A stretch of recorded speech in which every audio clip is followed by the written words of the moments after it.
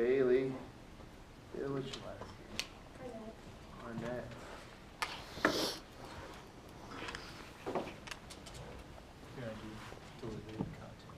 Oh, there's two?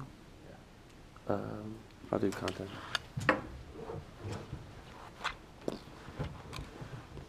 Alright, we're ready when you are. Alright, so I'm doing a poem at the site as well, the third rendition, but I interpreted it very differently. So hopefully I can bring some new perspective on that. The way I initially read this poem was like, this event has sort of just happened, and so like all around like this person who's like recounting this as it's happening, there's like a bunch of chaos going on, and he's like paused. Like this poem probably took like transpired in like 10 seconds, but like in his head this has been like hours or minutes, like a longer period of time, like everything's sort of like this slow motion, kind of like the trauma of war in some sort of way, like this numb, hollow feeling. So when I read the poem, I guess like that's the persona I'm sort of taking on. And some things I want you to try to like recognize in the poem as I'm speaking is like the personification and like allusions to like the afterlife. And I'll go into more detail about that when I'm done.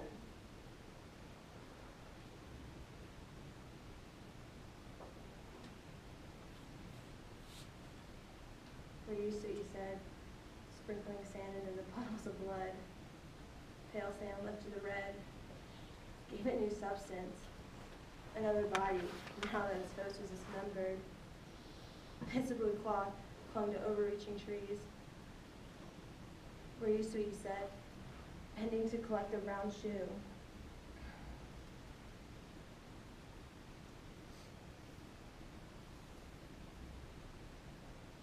As he walked towards a safety barrier,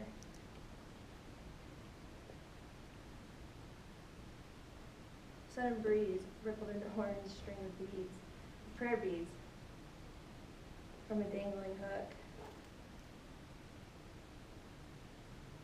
What's different about this one is that we know his face.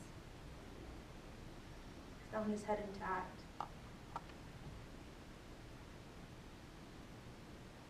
I blame everyone. The shoe held its tongue. Alright, so that was my rendition of the poem.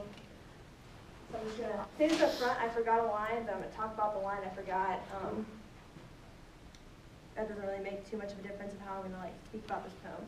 So like the parallels to the afterlife that I caught in kind of have to do with like the personification of the poem. Like they focus on very like specific like things, like everyday things, like cloths, shoes, and all that. So like the sand like lifting the red to me was like some sort of like resurrection of like and taking a new body as like a host. And to me, like when I read that, like a demon takes a body like a parasite, like it's the new host. And so like the blue, like bits of blue cloth like clinging to overreaching like trees and branches. So like they're like clinging on to life, and like the overreaching branches to me like sort of alluded to like looking up like at the heavens, like looking up at the sky, like kind of seeing that this is it for you. So I thought that was like an interesting choice of words. Like the author like picked all these words out to me like for a very specific reason. And then like the beads like dangling, they're prayer beads, right?